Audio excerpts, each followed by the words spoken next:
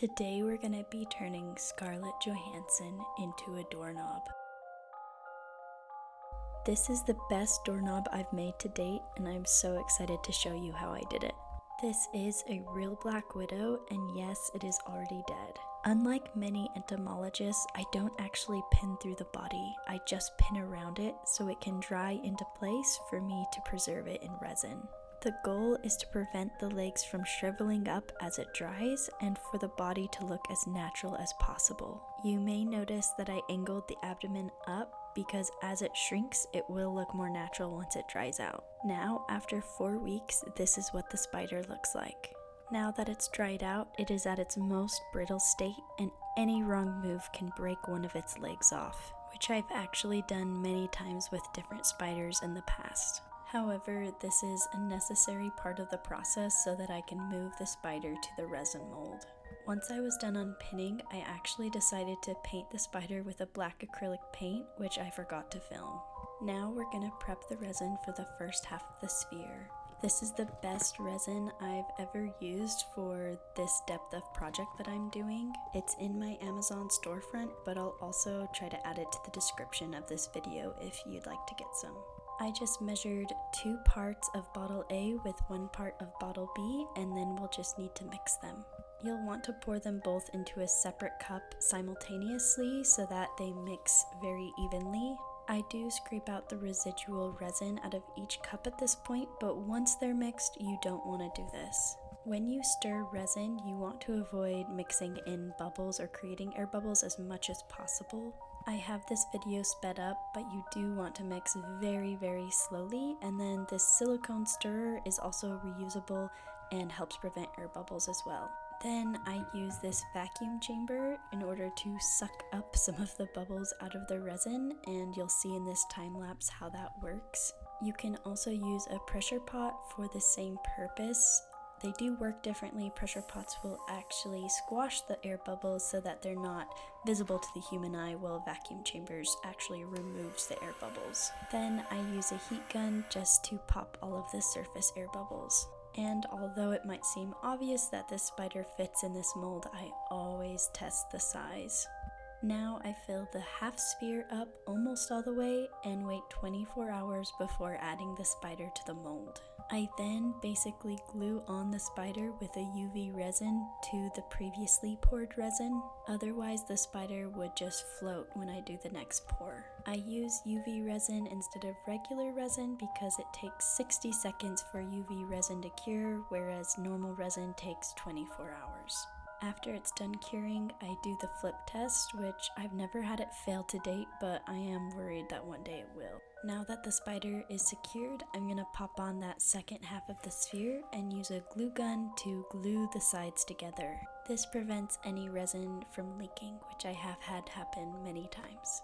After coating the seam with hot glue 2 times around, I'm going to be trying a new technique that I learned from the comment section.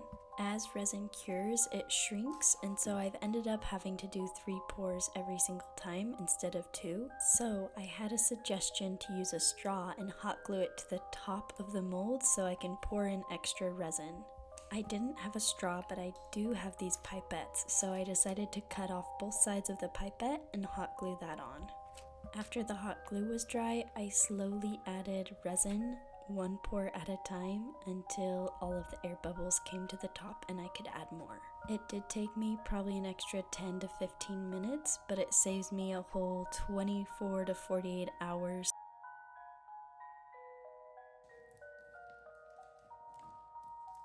This is now 48 hours later, coming back 2 days later to demold it. This is by far one of my best pours and also one of the best pin spiders I've done to date. I named this Black Widow Scarlett Johansson, and she deserves the name. She is beautiful. Now all there's left to do is turn this sphere into a doorknob. I have an automatic standing sander that I use just to get the bulk of the excess resin off first. I start with 240 just for the excess resin. I don't actually want to sand the sphere with that low of a grit, and then I'll move on to 400, which I sand the whole sphere with. After sanding the top and the side seams off, I'll move on to hand sanding again with that 400 grit. First, before moving to a higher grit, you do want to wash off the complete sphere so no extra sand paper is left on that would be scraping it at a lower grit. I also decided to opt for wet sanding because it is softer and it also makes each sandpaper last longer, which I do go through a lot with this process. Again, I rinse off and dry off the complete sphere before moving on to the next grit. I also change my gloves so no sandpaper is left from the previous grit. As a recap, I started with 240 grit, I moved on to hand sanding with 400 grit, then I'll go to 600, 800, 1000, 1500, and then 2000 before polishing. I typically spend between 8 and 15 minutes hand sanding each grit. Especially with a sphere, it's really hard to tell where you've sanded and where you haven't. With some of the first spheres I've hand sanded, I actually had to go back down from 2000 grit to 800 because I hadn't sanded enough at 800, so once I've polished, I found that there were still scratches that I couldn't get rid of. So I take my time and don't rush this process. Here's what the sphere looks like right before it's ready to be polished. You can still see all those micro scratches that we need to get out. I use this Flitz polish and then I just rub it in, and I use my standing sander again. I use a lot of water, reapplying water whenever it gets dry. After about 15 minutes, I wash it off and then go test if it's crystal clear. You can test under different lighting circumstances, whether it's shade or sunlight, and at different angles. I wish you could see this in person because it looks 10 times cooler. I also may have forgotten to mention resin is toxic, so I'm wearing a ventilation mask throughout this whole process. The sphere is cool and all, but we still need to turn it into a doorknob. I ordered this glass doorknob off of Amazon, and basically we need to break off the glass. I've tried to come up with a few different methods to secure the metal because I do not want to damage that as I'm hammering off the glass, and this method has worked so far pretty well. I do use gloves and safety glasses / sunglasses, and then I try to contain the glass within 2 grocery bags, and I put a paper towel beneath them to get any extra glass. And then I just hammer away until it eventually pops off. Sometimes it takes 2 seconds, sometimes it takes 5 minutes, so it's really just a guessing game. And I actually will hold on to the glass for some pottery projects in the future, and then I just need the metal component for making the doorknob. I then will hot glue any holes because I will be adding some UV resin once again to make a flat surface, which you'll see why. I try to add the UV resin till it's almost overflowing a little bit, but I do not want it dripping down the sides. That will ruin it. Then I actually cure it for around 180 seconds this time, just to make sure with this depth that it does cure all the way. After it's cured, I'll go ahead and sand it flat, and this flat surface will be what the sphere will bond to. I promise you'll see in just a second.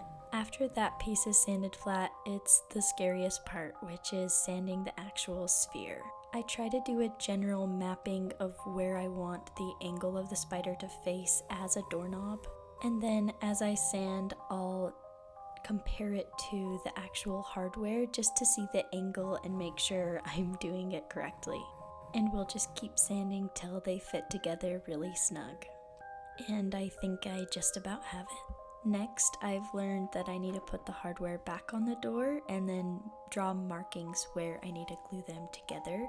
On one of my past doorknobs, I accidentally glued it off-centered and it's always angled. Once I have the markings, there's only one more step, which is to basically UV resin the sphere to the hardware. Once I have enough UV resin, I'm going to set the sphere down and then just line up the markings. I usually make 3 and then let it cure for 60 seconds. If you're interested in buying one of these, join my email list. I'll try to put a link in the description. I've only ever sold one before. Scarlett Johansson was traded to Nicole from the channel Sound of the Forest.